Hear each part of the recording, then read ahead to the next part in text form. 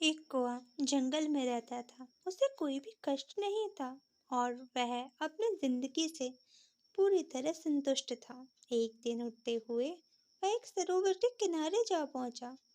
वहां उसने एक उजले सफेद हंस को तैरते हुए देखा। उसे देखकर वह यह सोचने लगा कि यह हंस कितना सौभाग्यशाली है जो इतना सफेद और सुंदर है।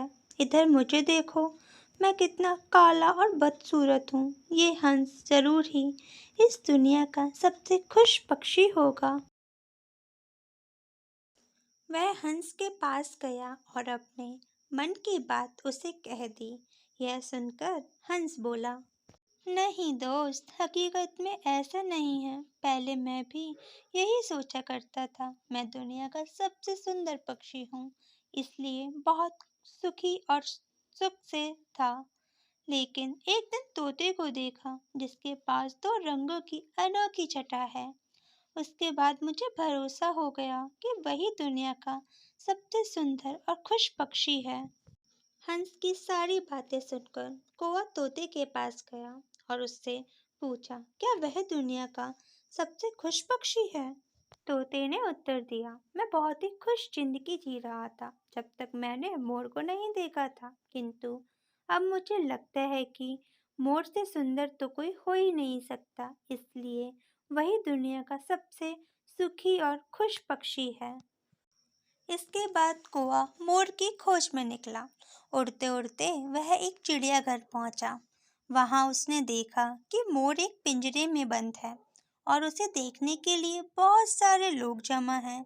सभी मोर की बहुत सराहना कर रहे थे।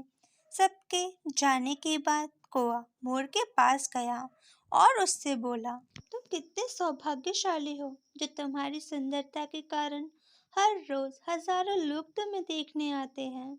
मुझे तो लोग अपने आसपास भी नहीं भटकने देते और देखते ही भगा देते हैं। तुम इस दुनिया के सबसे खुश पक्षी हो ना? कोई की बात सुनकर मोर उदास हो गया। मोर बोला, मुझे भी अपनी सुंदरता पर बड़ा ही गुमान था। मैं सोचा करता था कि मैं उस दुनिया का क्या बल्कि इस पूरे ब्रह्मांड का सबसे सुंदर पक्षी हूँ। इसलिए खुश भी बहुत था, लेकिन मेरी यही सुंदरता मेरी शत्रु बन गई और मैं इस चिड़ियाघर में बंद हूँ।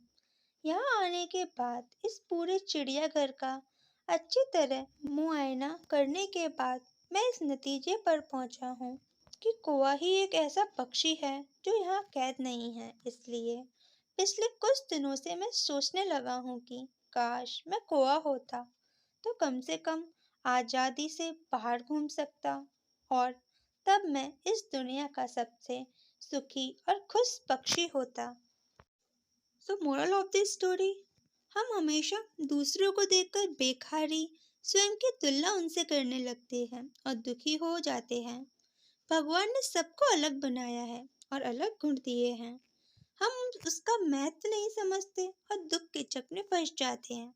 इसलिए दूसरों के पास जो है उसे देखकर जलने के बजाय हमें हमारे पास जो है उसके साथ खुश रहना सीखना चाहिए।